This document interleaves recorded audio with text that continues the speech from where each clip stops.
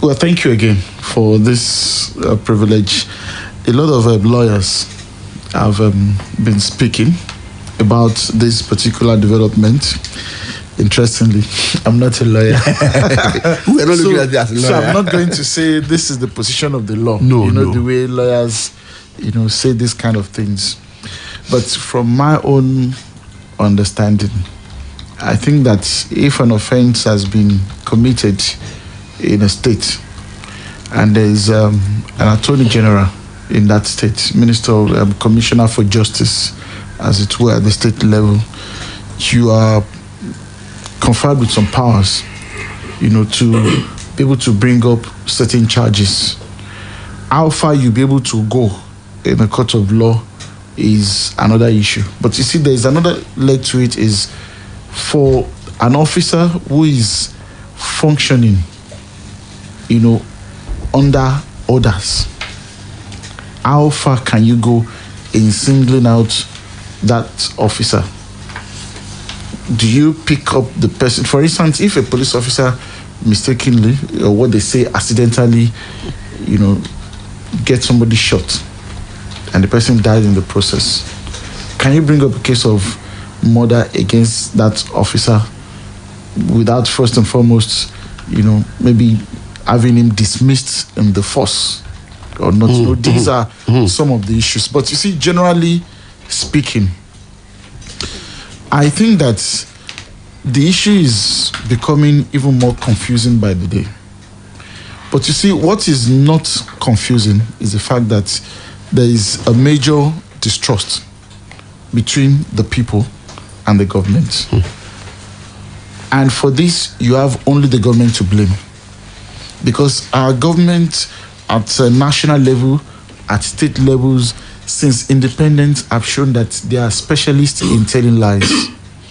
They lie a lot to the people, to the extent that even when a minister or a state governor says good morning, the natural instinct for an average Nigerian is to go check whether it's really the morning or afternoon. If indeed it's morning. It's morning time. Now, with what that has happened now, I'm sorry to say I've never, really had any strong expectation from this. Because I know for a fact that the leadership class is not ready to commit class suicide. So when they set up that judicial panel of inquiry, what was the expectation? Either of two things will happen. It's either the committee comes up with a report that they find favorable and they will use it as a kind of justification.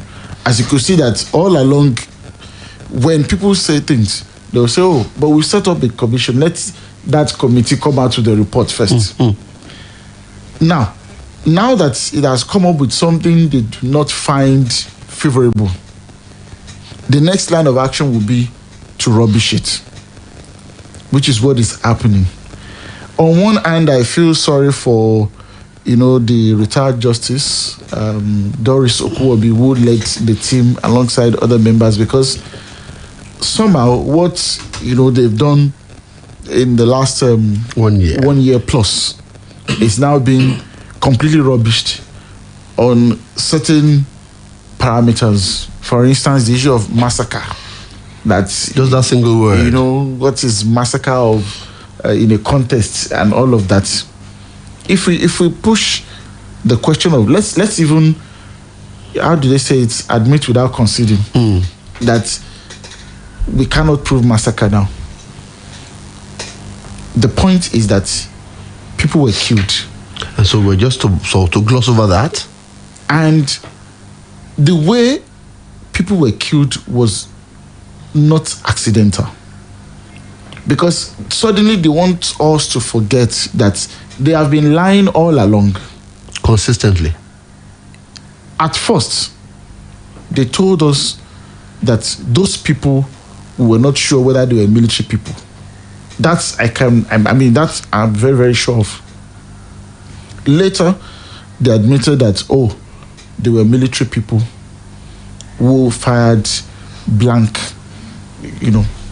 no live ammunition. That was debunked by the experts who gave testimony. So it shows that the government, both at the state and federal level, lied for so long. So would you have expected Sanwo-Olu to have apologized to the people? Yes, I mean, if you listen to the way Governor Babajide Sanwo-Olu of Lagos is posturing, he seems like a man who is concerned about his political fate because of all that is going on, and is trying to make people just forget and say, okay, let us move on. But you see,